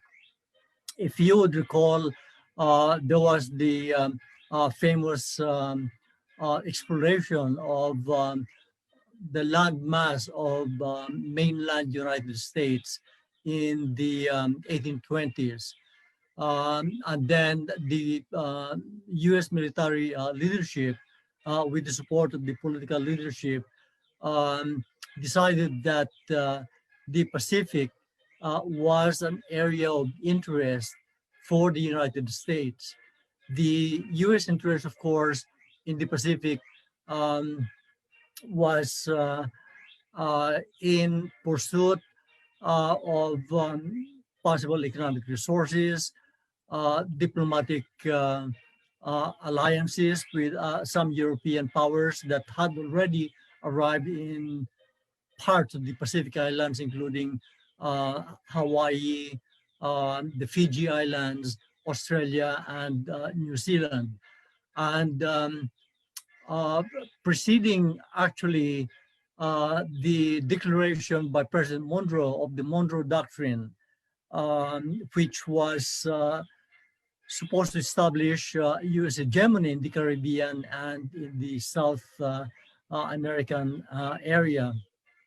There was a Pacific Doctrine, which was enunciated like 20 to 25 years before that in the 1840s. And that concerned primarily exerting influence over the Hawaiian Islands and in the westward islands of Guam and Fiji. And that became a reality when the Spanish-American War erupted in 1898, resulting to the defeat of Spain by the United States. Following which Spain ceded to the United States former Spanish territories that included Guam, Puerto Rico, Cuba, and the Philippines. The Philippines was sort of a special case because Spain asked for $20 million from the United States as a price for handing over the Philippines to the United States. There were no such similar price asked for by Spain for, say, Puerto Rico or Cuba or Guam, but for the Philippines, the Spanish government asked for 20 million, and the United States, of course, agreed to pay that amount. Now, the racial background to the American expansion in the Philippines, as reflected in the conversation in the play, about which David Fagen reacted to, has been manifest all throughout the 50 years preceding. Keep in mind, of course, that America's westward expansion into the Pacific coast, resulting in the conquest of almost half or more than half of Mexican territory as a result of the U.S.-Mexican War was laden with racism. Sam Houston thought that the entire North American continent belonged to Anglo-Saxon. The belief in Anglo-Saxon was manifested in the language of Theodore Roosevelt. He was very demeaning towards the Hawaiians. And when the opportunity came, Theodore Roosevelt, who was then the Secretary of the U.S. Navy in 1890, sent Admiral George Dewey to conquer Manila Bay. Of course, it was a fake war, I would say, between Spain and the United States, because Spain at the time had no control over the rest of the Philippines, with the exception of a tiny fort in Manila called Intramuros. So Spain had no effective control over the Philippines. The fact that Spain surrendered to Dewey in 1898 was a face-saving device, because no European power ever surrendered to an Asian power. Spain had to surrender to a fellow Caucasian power, and that was the United States. The United States, of course, played tricks with Aguinaldo, making him promises that the U.S. would give him arms, but this, of course, under conditions of plausible deniability. So in the end, when Dewey was asked to testify before the U.S. Congress, he said, "I made no such promises." But of course, Aguinaldo, in his biography, made it clear in no uncertain terms that he was made to understand that the U.S. would respect his leadership in the Philippine Revolution, and that the United States was coming to the Philippines for benign purposes. Of course, that was not to be the case. The United States went on to conquer the Philippines. Its conquest was punctuated by violence, not only against the Filipino Christian revolutionaries, but also against the Muslim rebels that fought up until 1913 against the U.S. occupation forces. And as a consequence of the valiant Muslim resistance, they had to be put down by harsh means. And this resulted in tremendous massacres. Two of the famous massacres, of course, was the massacre of Budao and the massacre of, I forget the other one, but two infamous massacres presided over, as a matter of fact, by General Pershing. Say it again, please. No, sorry about that. The what? There was some background noise, but it's muted now.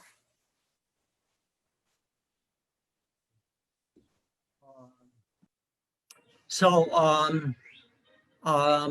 because of the lack of time, I'd be happy to answer questions during the Q&A period if we have enough time left for Q&A. I understand that we're creeping into 9 o'clock.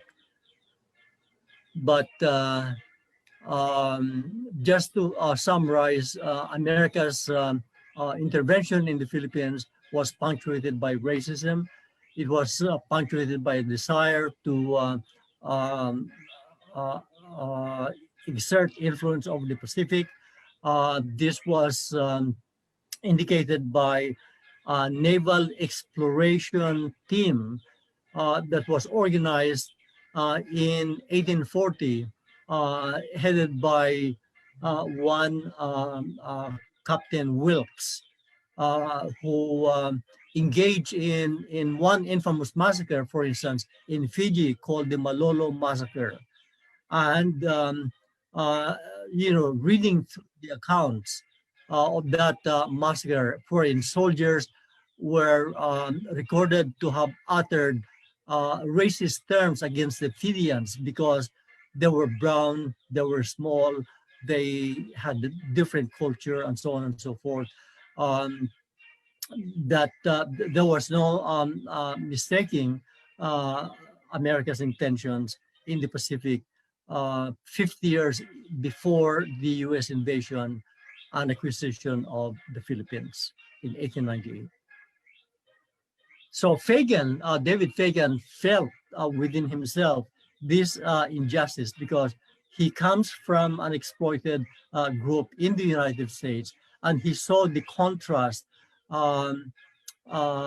between the Filipino desire for freedom and independence on one hand, and what the Americans were doing to the Filipinos. And so the feeling developed within himself.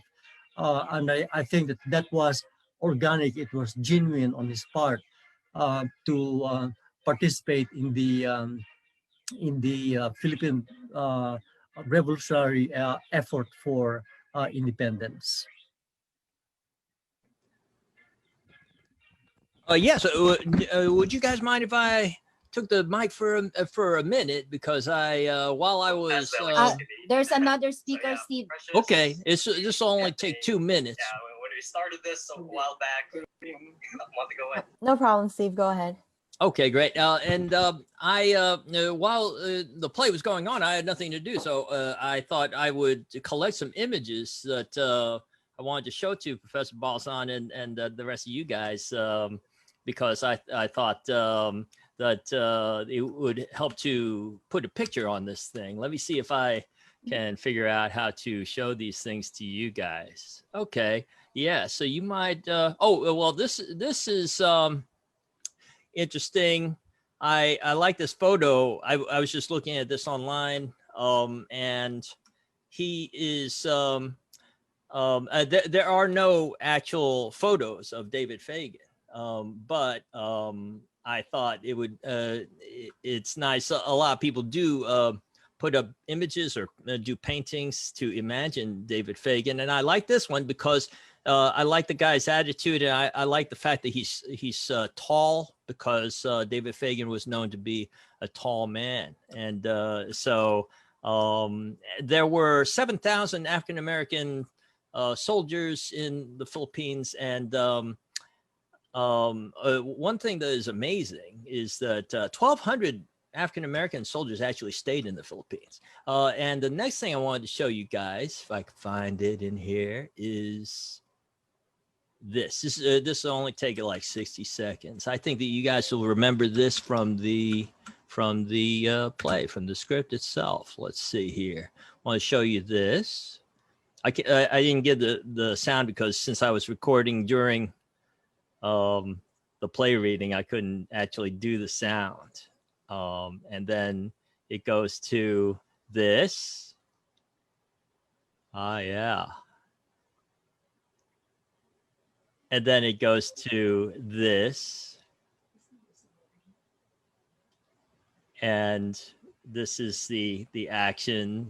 It's obviously, I don't know why Filipinos like dances which are dangerous. We have a whole bunch of dangerous dances, and dances where we can spill water on ourselves, and tinikling where we can break our ankle on something, and so forth. And now the part where I think that you can help me, Professor, to talk about this. Let me see. This and so this is a postage stamp of Melchora Aquino, who is given the honorific Tangdang Sora. And so, Professor, if you could just shortly tell us who Tangdang Sora is. Yes, briefly, Tangdang Sora was a revolutionary. She was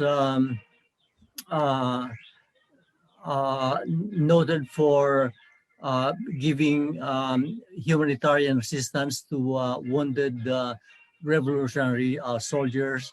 She fed them, she treated them, she comforted them, and of course, she also fought.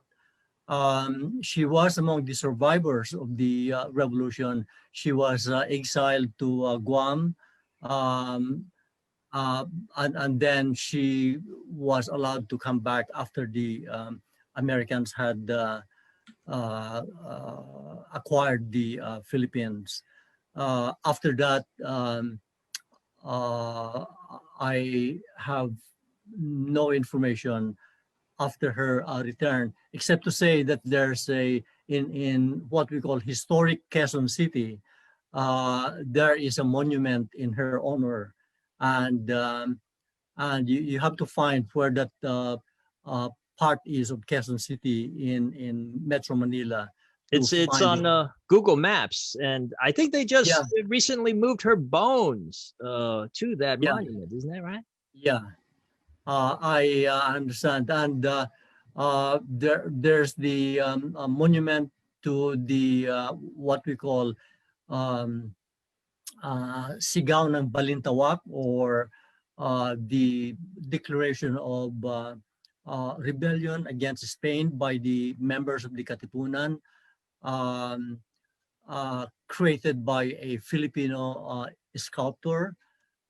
So there are statues of Filipino rebels. I visited that during one of my last few trips to the Philippines not too long ago, in Old Balintawak in Quezon City. It's quite a bit from the monument itself. It's sort of inside in the interiors of Quezon City.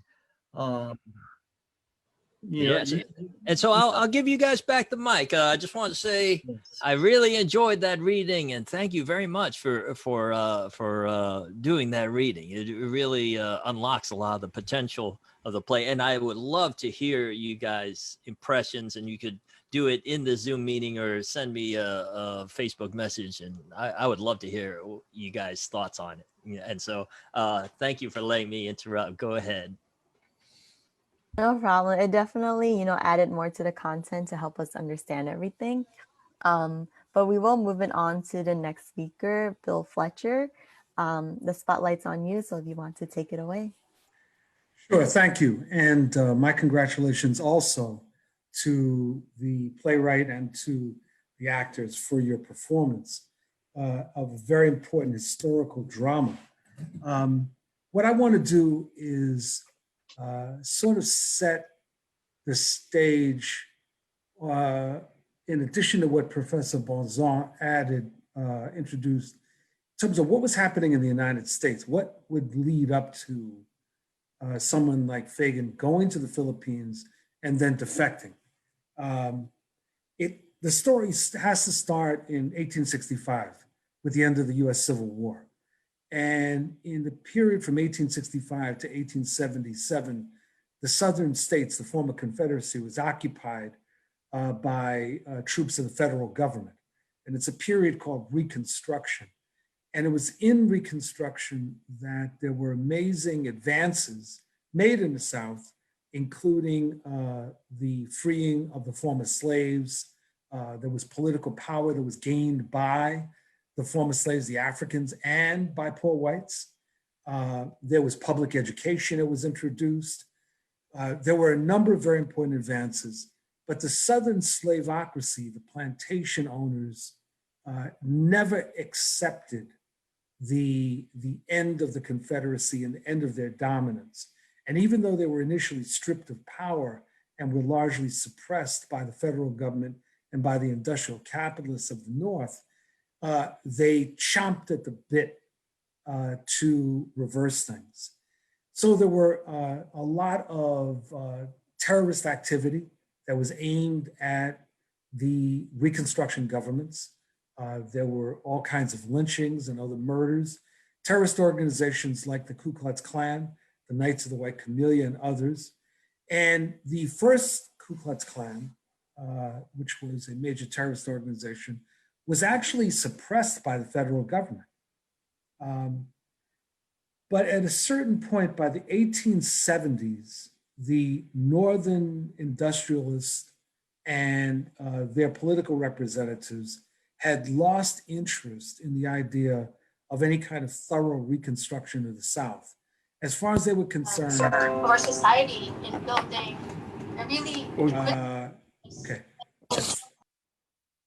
As far as they were concerned, what was necessary was for the Southern plantocracy, Southern ruling class, to accept the dominance of the Northern industrial capitalists. And when the Southern former ruling class did, it was at that point that the Northern industrial capitalists and their political representatives in the Republican Party at that time were willing to make concessions, which ultimately resulted in what was called the Compromise of 1876, in which President Rutherford B. Hayes was elected. And as a result, federal troops were pulled out of the South.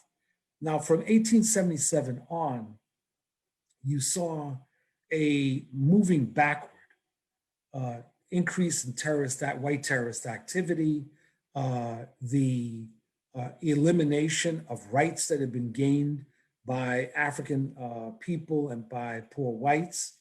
And there was a slow but steady move towards what came to be known as Jim Crow segregation. Now, while that is happening, several other things are happening in the United States. The US government succeeded in suppressing the Western Native Americans, defeating them ultimately. And there was also the rise of major capitalists. And it was an entire era called the Gilded Age.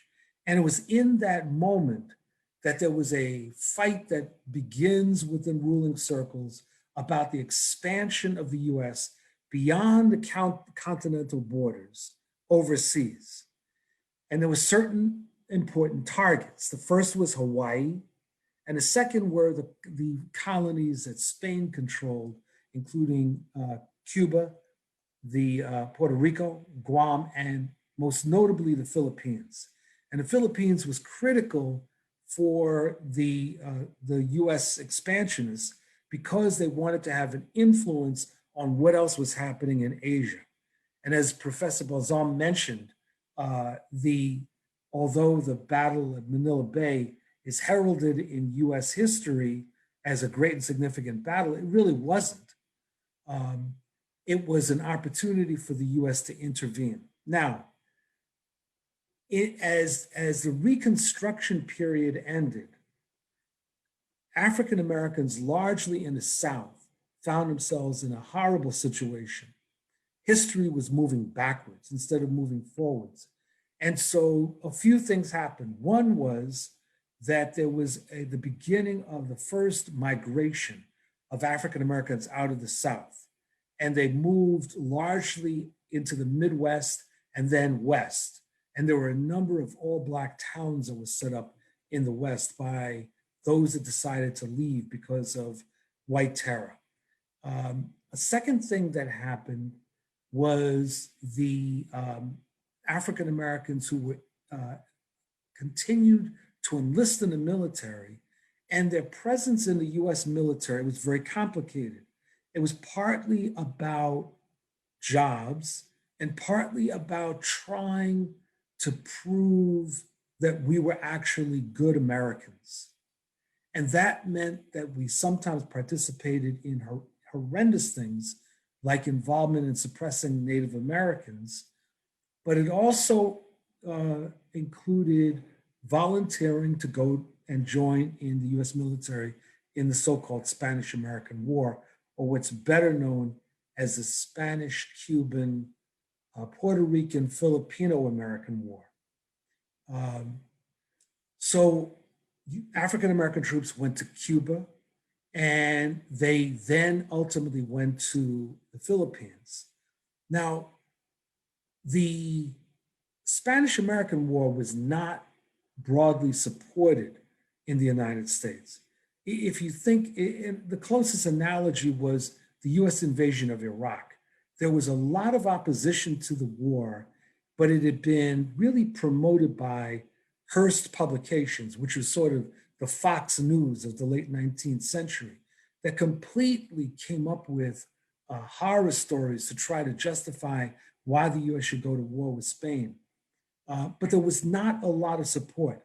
When the Spanish surrendered and US troops were in the Philippines, as the professor pointed out, and was clear from the play, there was the expectation on the part of the Filipino revolutionaries that the US troops would quickly pull out and there would be an independent Filipino republic. President McKinley made an announcement that he had a religious vision, a vision from God, that God told him. It's interesting about the way God is introduced by imperialists. They always seem to be talking, God always seems to be talking to the imperialists. And I can't figure out, why aren't we getting the same call, right?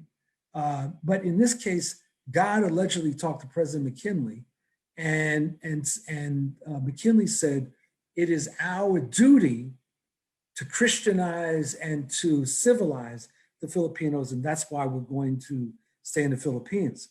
Well, this did not go over very well in the United States, and a large anti-war and what was called an anti-imperialist movement began. One of the great leaders was none other than Mark Twain. But this anti-imperialist movement was a very strange phenomena because there were two different reasons that there was opposition to the war with the Philippines. One was, quite understandably, that the war was wrong. The United States had no business there. It needed to get the hell out. But the other reason, believe it or not, was a racist reason. And it was that the United States should see itself as a white republic, and that the annexation of the Philippines would bring too many people of color into the United States. And therefore, this was a problem. I mean, this may sound like something that someone made up, but it's not. And so you had this anti-imperialist movement that was made up of these two forces. Unfortunately, the anti-imperialist movement was not able to pull the US out. And I think part of that was the relatively early capture of Alienado and the impact that had on the Philippine movement itself. And part of it was the intense, the fusion of racism, white supremacy in particular, and imperialism that continued the US presence there. But there was great opposition. In fact, the professor was mentioning two major atrocities that happened in Mindanao. And one, I can't remember the name, but it was in a dead volcano. And the Moros had settled there in the midst of this war. And it was basically civilians. And US troops came up to this volcano and massacred all of these Moro civilians that were in this dead volcano. Mark Twain, as a result, wrote an incredible denunciation and then redesigned the US flag. And the US flag became red and black. And instead of stars, there was skulls and crossbones. And he said that should be the flag of the United States. It was very, very intense. But as was mentioned by the professor, by 1910, 1913, the War of Resistance had essentially ended. And the subjugation continued until World War II with various independence movements, but not major armed resistance. I'll end at that point and thank you all for inviting me to participate in this. All right. Thank you so much to our guest speakers, Bill Fletcher and Professor Kenneth Bauzon.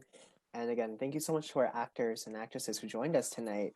And for you at home, whether you're on your laptop, iPad, phone, what have you, zoom in with us. So we do have just a couple minutes left before we close out for the night.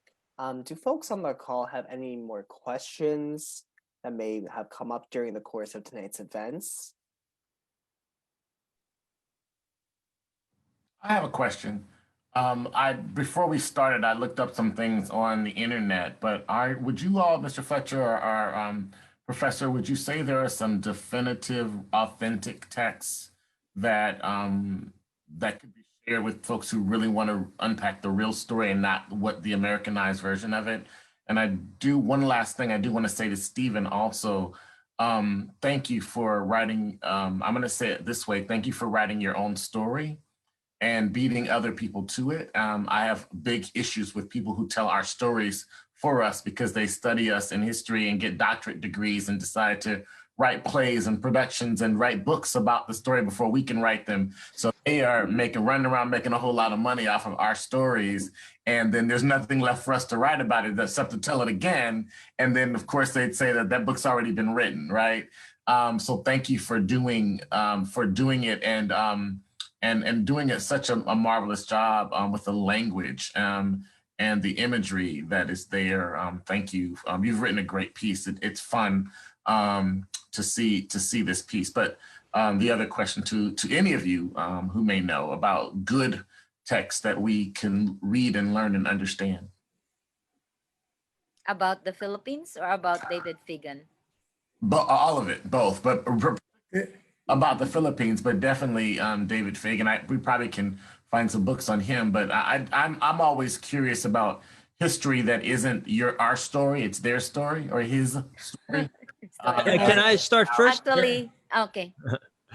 Yes. So I think a book just came out a few months ago of about David Fagen. That one, but I haven't picked it up. So that one, a historical book. Then there was a novel 2 or 3 years ago that it came out. I don't know too much about that. But I think everybody is kind of using two pieces of source material. One is an academic article written by E. San Juan. And I'm going to have to ask Professor Balzan what year that article was, or even if he has the name of it. But that article by E. San Juan, a Filipino scholar, was actually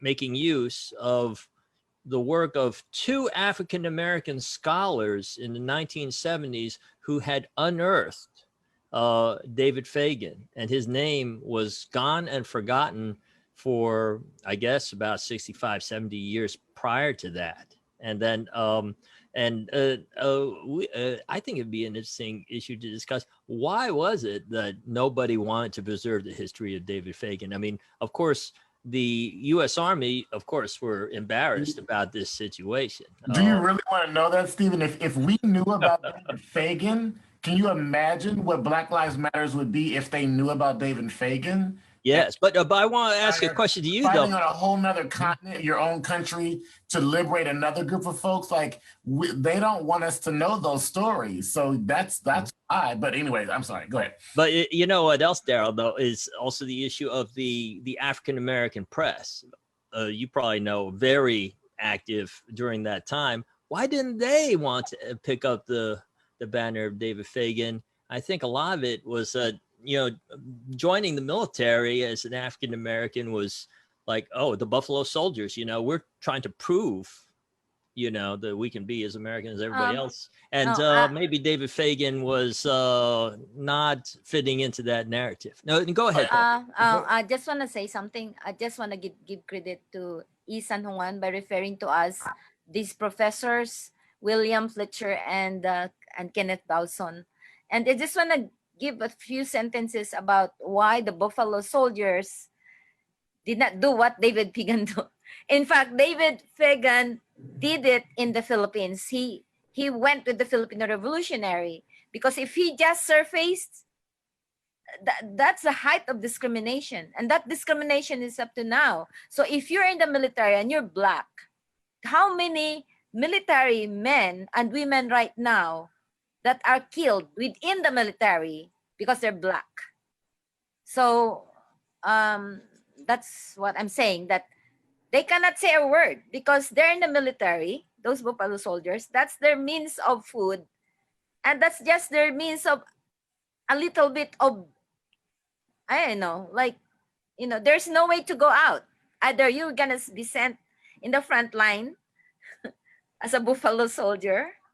If you say something, then you're not free to say something.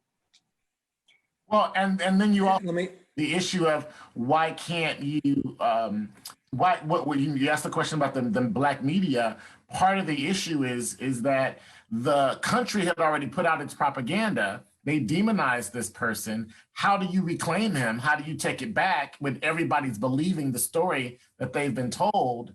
And unless you have somebody over there to corroborate the story, and as Peltrin is saying, that, you know, if the Buffalo Soldiers aren't going to go back and say, no, he's a hero, they're not, you don't have anything to stand on. So what do you do with that?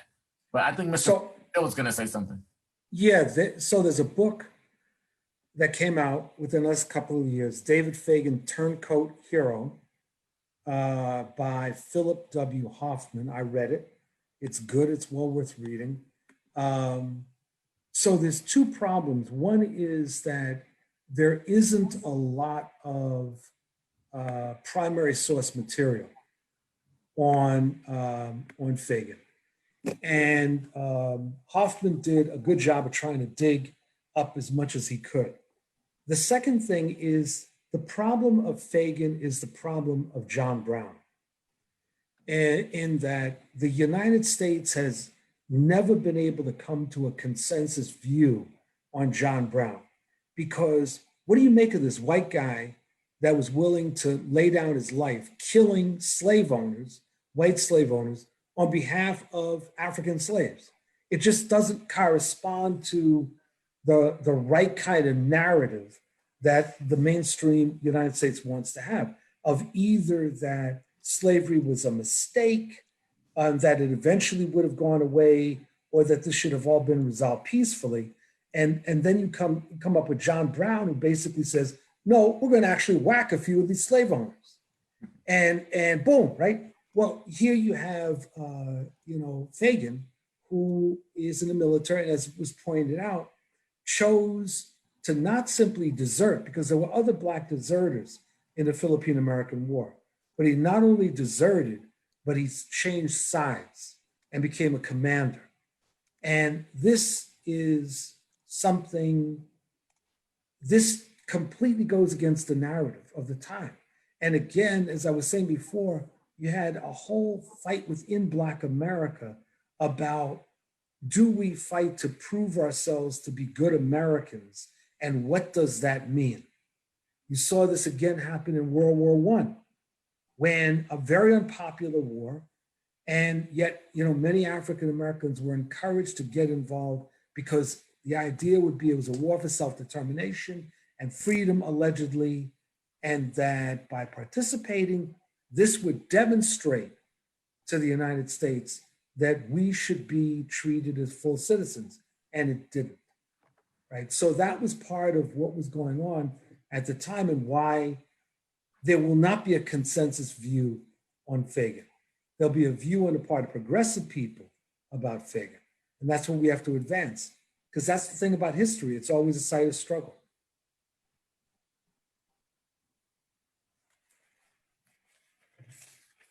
Professor, do you also want to add in on that by chance?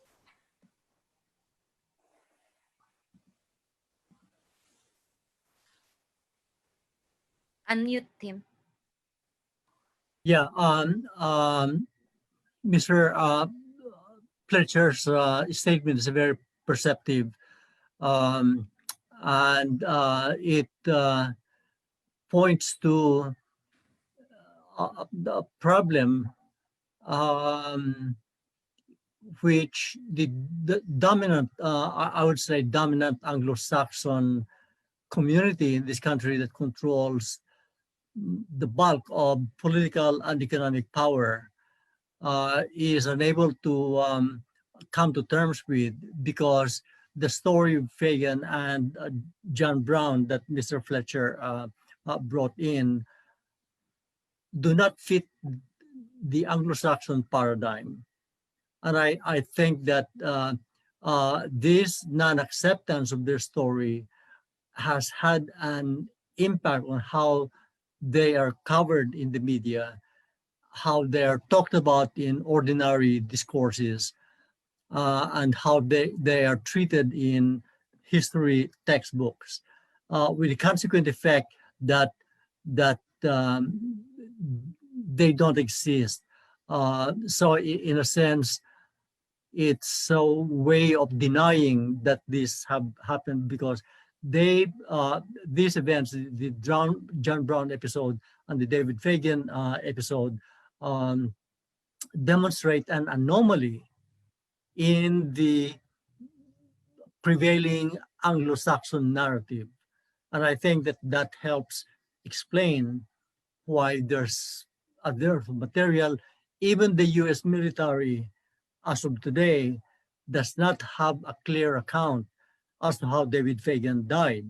There was a story by a Filipino hunter that submitted a supposed head of someone, but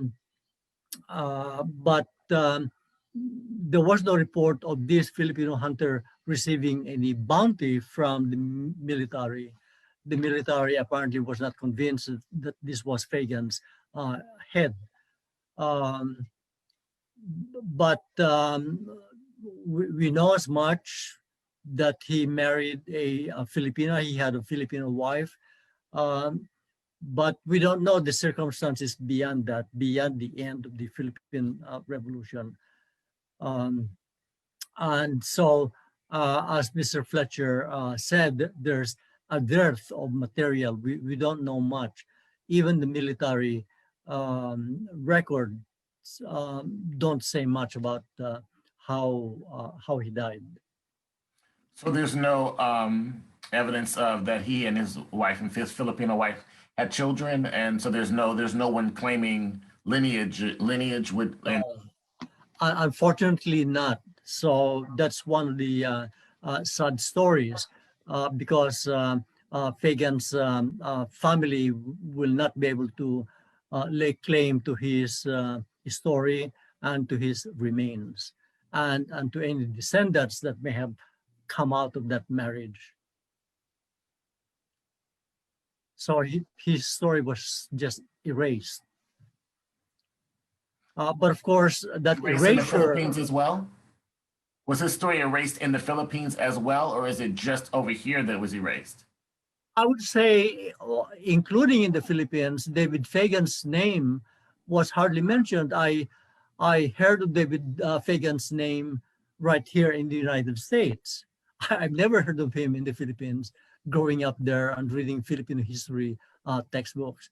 We do have some counter-narrative historical books written by excellent historians like Howard Zinn. Howard Zinn does a good thing in describing the Filipino American War and the circumstances that brought the Philippine Americans into the Philippines. But as to the specific topic of David Fagen, Howard Zinn has no information in that book. It's entitled People's History of the United States. I just want to say something about Philippine history. Our Philippine history is written in from the minds of the conqueror. So our own education itself is designed by USA. Our USA sent Thomasites, the big boat that carried Peace Corps, or that was not called Peace Corps before.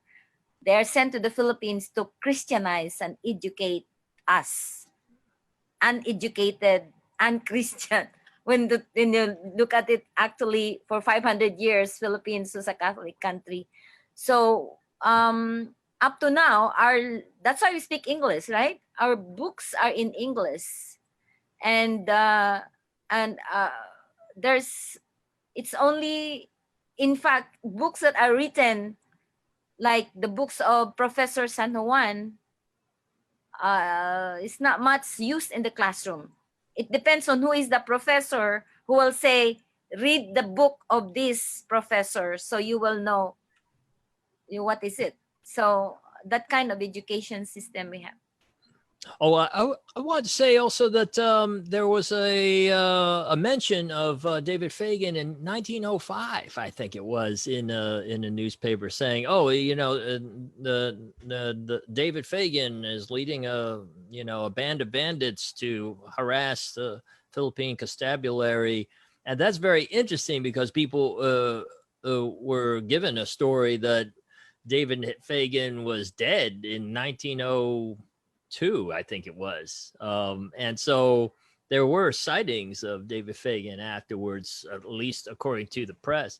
Another thing I wanted to say also to Daryl is that I was watching a conversation between Angela Davis and famous Asian American activist Yuri Kojiyama, and they were discussing where are some examples of solidarity between people of color in the United States and anti-imperialist struggles around the world. And during their conversation, they brought up two examples. One example was David Fagen. The other example, and I bet the professors here might know about it, is San Patricio Brigade. And I knew Professor Fletcher probably knew about this. San Patricio Brigade was Irish soldiers fighting as soldiers for the United States.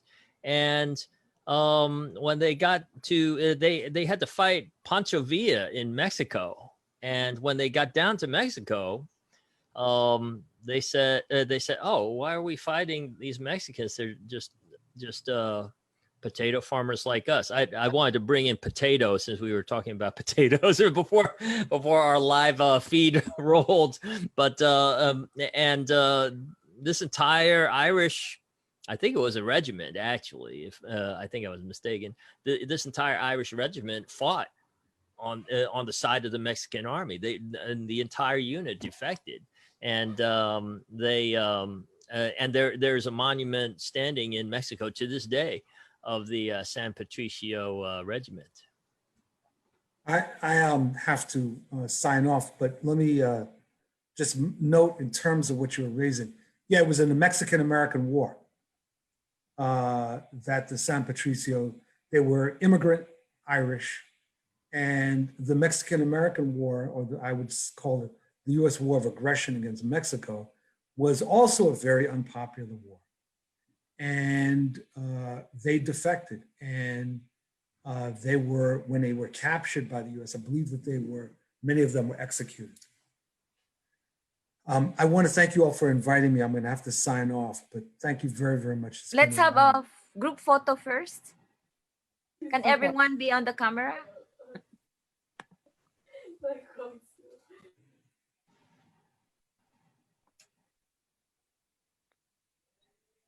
Lucy, you can come up.